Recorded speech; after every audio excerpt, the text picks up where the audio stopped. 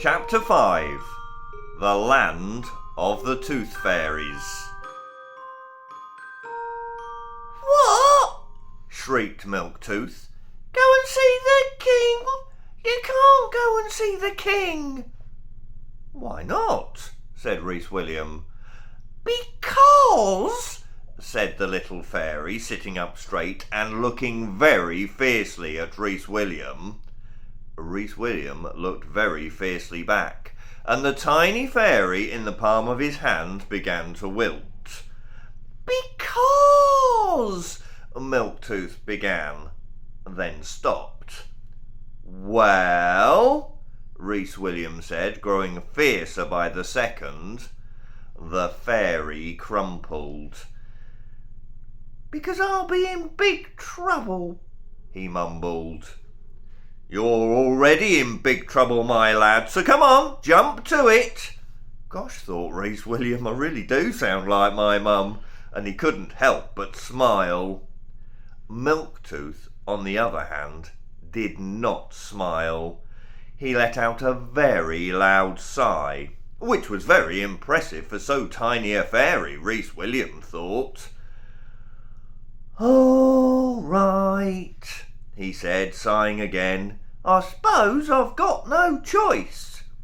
None at all, said Reece William.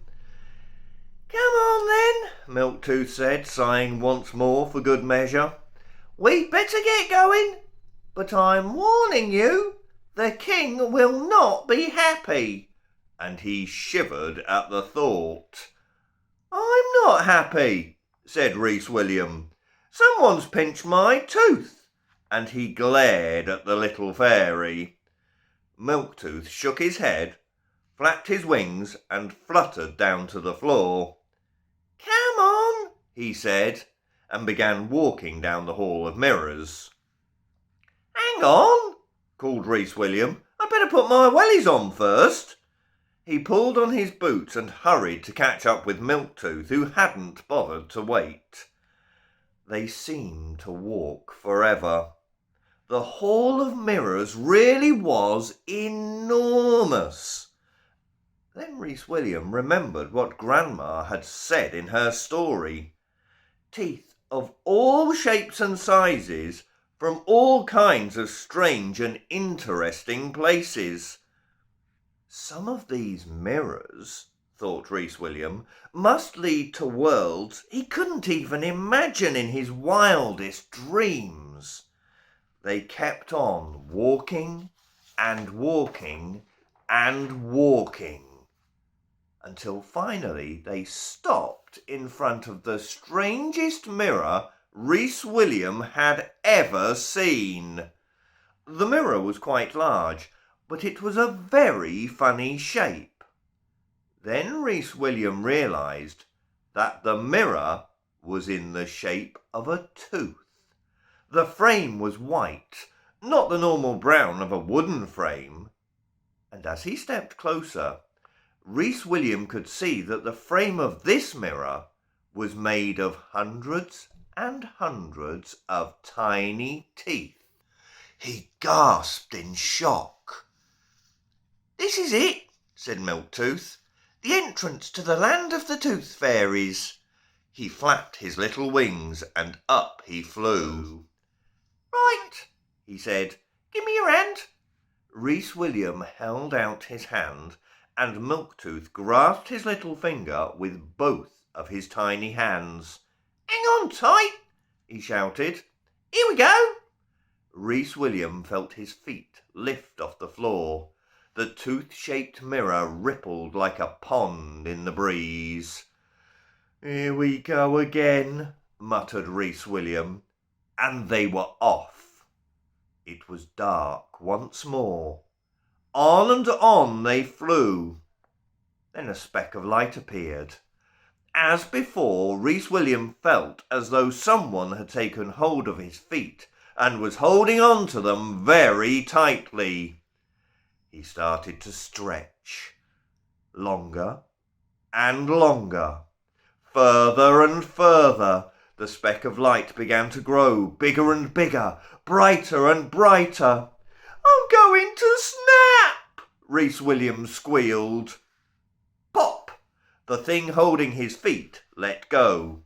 They raced to catch up with the rest of his body. The bright light shimmered and rippled. Ping! He tumbled forward and bounced off something hard.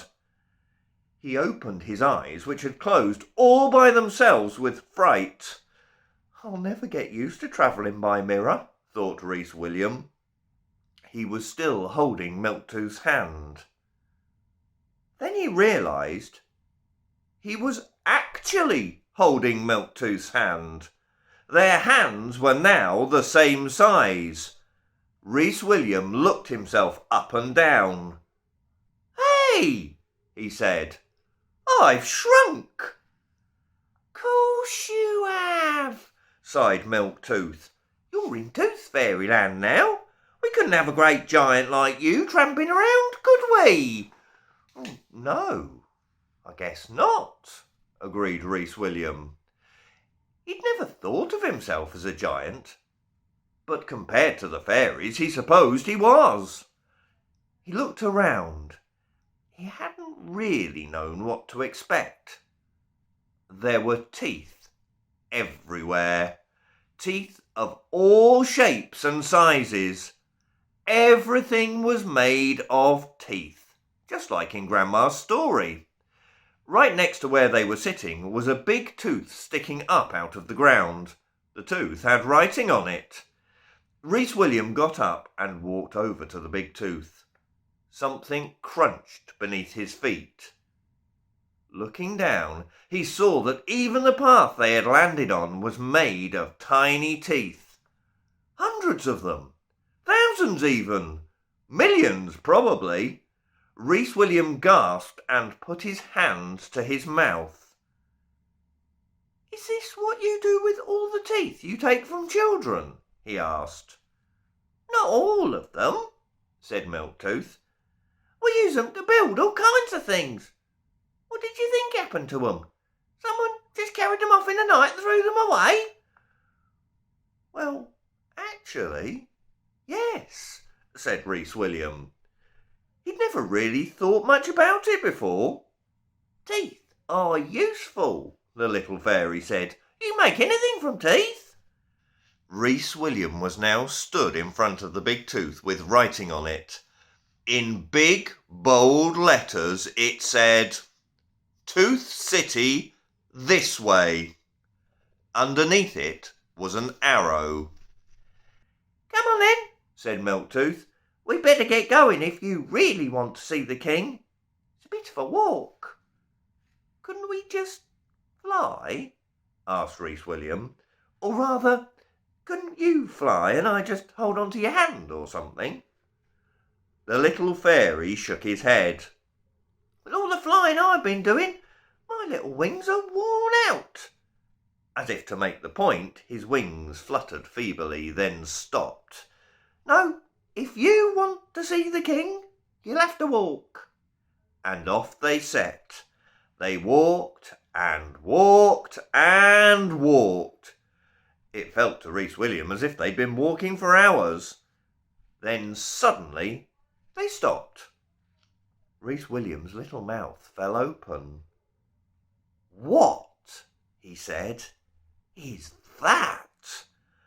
In front of them, towering up into the sky, was an enormous archway made of teeth. The teeth were of all shapes and sizes. In the archway was one giant tooth that had been cut in half from top to bottom. The tooth had been opened out flat to make a door. On either side of the archway was a high wall, made of teeth, of course. The wall stretched off in both directions as far as the eye could see. That, said Milktooth, is the pearly white gate, the entrance to Tooth City. The fairy walked right up to the gate and held up his little hand. There was a glow of yellow light. Reece William didn't know if it came from the gate or from the hand. There was a creaking, groaning sound, and the giant tooth gate slowly opened inwards. Reece William's mouth fell open again at the sight in front of him. And that, the little fairy said, pointing, is Tooth City.